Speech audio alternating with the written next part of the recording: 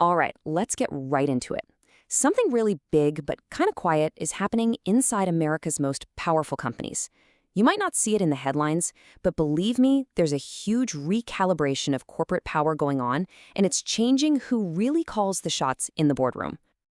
And look, this isn't just some academic theory.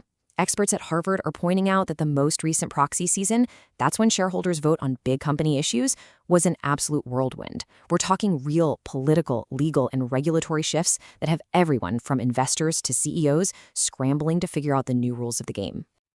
So here's how we're going to break down this massive shift. We'll start with the big picture power balance. Then we'll peek inside the modern boardroom. We'll get into the shareholders' evolving role, see how regulators are rewriting the rulebook, and finally, we'll ask the big question, what does this all mean for the future of ESG? All right, first up, let's talk about the main idea here, what we're calling the Great Recalibration. It's this deep rethinking of power and priorities that's really touching every single part of the corporate world right now. Honestly, the best way to picture this is like a giant pendulum.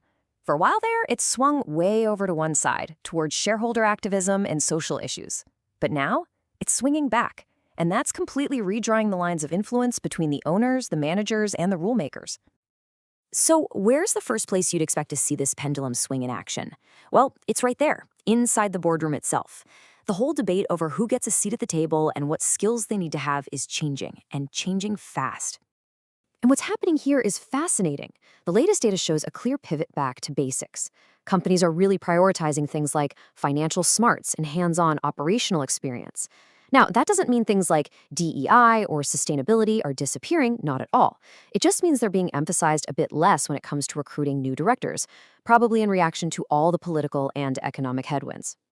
But it's not just about the type of skills a director has, it's also about their focus, their bandwidth. Investors are getting really wary of what they call overboarded directors. These are folks who are stretched super thin, serving on a whole bunch of different corporate boards. The question is simple. Can they really give each company the attention it deserves? And guess what? That pressure from investors, it's working. Big time.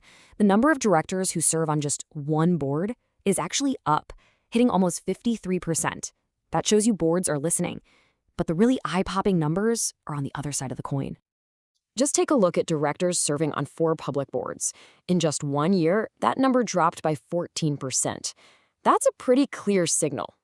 Okay, but what about 5 boards? It gets even crazier. The number of directors sitting on 5 boards plunged by a massive 34%. Just wow. And for the real multitaskers, those on 6 or more boards, down by a third. The message from investors is crystal clear. We want your full attention. The era of the hyper-connected director seems to be fading. Okay, so that's what's happening inside the boardroom. But this focus on director accountability is just one piece of a much bigger puzzle. At the exact same time, there's this huge legal battle brewing over the fundamental nature of shareholder power itself. The lines are definitely being redrawn. So you have to understand this core conflict that's at the heart of every single public company. It's pretty simple, right? The shareholders own the place, but they hire the board of directors to run it day to day. So what happens when the owners think the managers are messing up? Well, the fight that follows almost always comes down to 2 very powerful legal ideas. On one side, you have the shareholder's primary weapon, something called a derivative claim. This is where a shareholder sues, but not for themselves. They're suing on behalf of the entire company, usually against the directors, saying, hey, you harmed the corporation. But the board has a super powerful defense. It's called the business judgment rule. And you can think of it like a legal force field. It basically says that as long as the board acted in good faith, courts shouldn't come in and second-guess their business decisions. It gives them a ton of protection. And this isn't just theory. We just saw these 2 ideas go head-to-head in a huge court case involving TripAdvisor. Shareholders sued, claiming the board's move to Nevada was really just to protect the main shareholder. But the Delaware Supreme Court stepped in and sided with the board. They used that business judgment rule, calling the shareholders' argument too speculative. It's a major ruling that just reinforces how incredibly hard it is to challenge a board's decisions in court. Okay, so we've seen the boardroom, we've seen the courtroom. Now let's zoom out even further and look at the rulemakers, the regulators, because you guessed it, the game is changing here too. And when you talk about corporate regulators, the big one, the top cop on the beat, is the SEC. And a recent change in leadership there was way more than just a new person in the corner office. No, it signaled a massive policy U-turn. I mean, you can really see the night and day difference here. The old SEC was all about ESG, climate rules, and expanding shareholder rights. The new SEC, it's focused on making it easier for companies to raise money and is taking a much more company-friendly approach to the rules, pushing back against what it calls regulation for regulation's sake. And this shift is having huge real-world consequences. First, those NASDAQ board diversity rules, gone. Then, the SEC made it way easier for companies to just toss out shareholder proposals on social issues that they don't like. And those massive climate rules everyone was talking about? Yep, they're stuck in legal limbo. That pendulum is swinging back towards management, and it is swinging hard. So let's tie all of this together. You've got major shifts in the boardroom, more power for managers in court, and a much friendlier regulator. It all leads to a giant question mark hanging over maybe the biggest business trend of the last decade, ESG. I mean, you have to ask, right?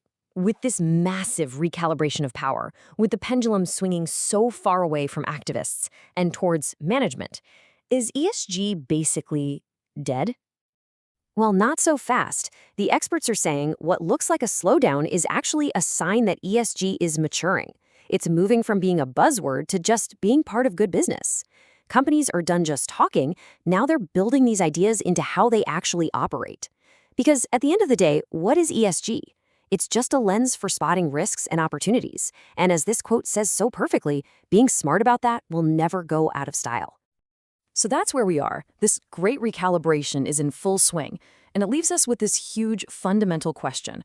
As that pendulum of corporate power continues to swing back and forth, who do you think should have the final say? The owners who put up the money, the managers who run the show, or the rule makers who set the boundaries? There really is no easy answer to that one.